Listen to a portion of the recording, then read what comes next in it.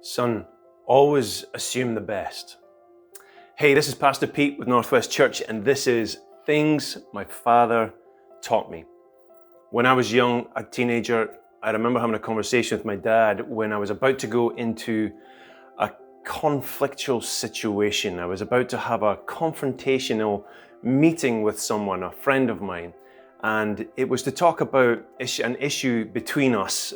And I remember asking my dad, what do I do about this when they say this, or if they do that, what should my response be?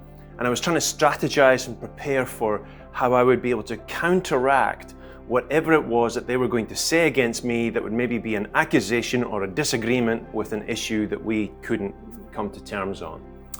And one of the things my dad said to me was, he said, son, first of all, you always have to assume the best. As I've gotten older, I have really put that to the test, and I've really lived by that.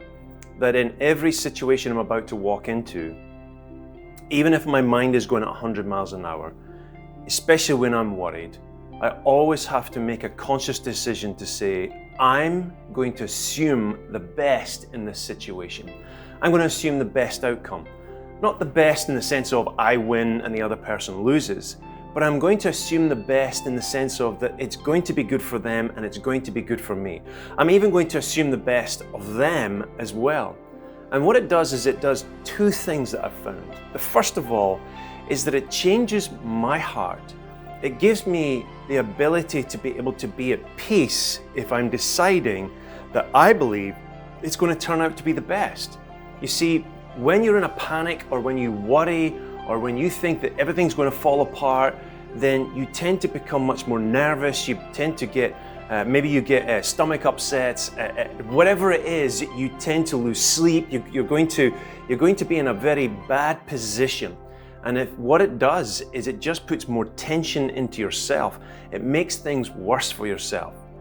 But you see, if you truly believe what Romans 8 says, it says that God turns all things for the good of those that love Him, then you have to trust that God can do whatever. He can turn any situation into something that will actually be for your best. So you have to trust that God not only will do the best for you, but you need to assume that that's what's going to happen, because God's not going to, turn His back on you. He's not going to fail you. He's not going to make things worse for you.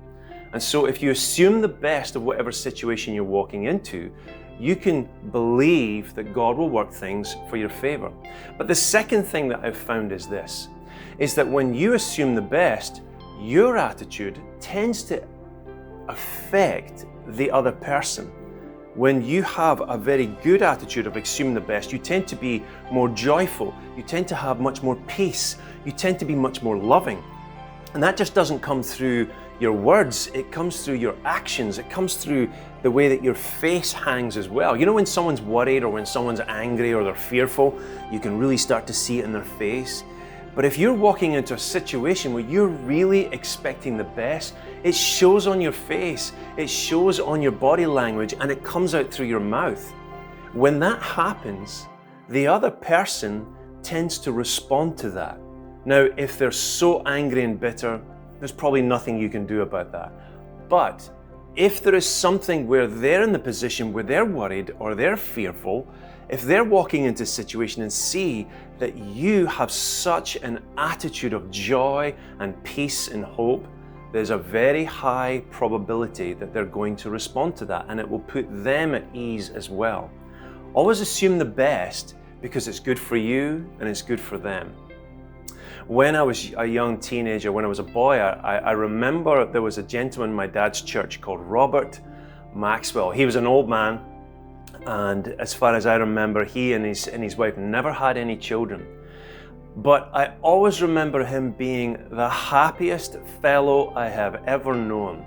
He was always telling me, hallelujah, God's gonna bless you. Oh, God's got great things for you.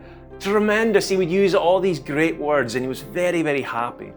But when I was a young teenager, I remember my dad saying that he had gotten cancer. Now, in those days, I never really quite got the gravity of what cancer was.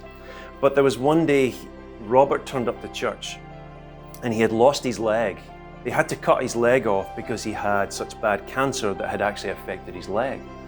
And on that Sunday, you would think that someone like him should have a reason to not expect the best. You would think someone like him would have something, a reason to be sad or to be broken or to be demure. But nothing had changed in his attitude. He turned up to church that Sunday, and even though he couldn't stand, and my father prayed for him from the stage, he still put his hands up and he still worshiped God. He still gave everything that he had. He had this joy, this hope, this desire to just expect the best in every situation that he had, even though he had just gone through a very terrible situation of losing his leg. I think it's worth taking his example. Expect the best. We love you guys.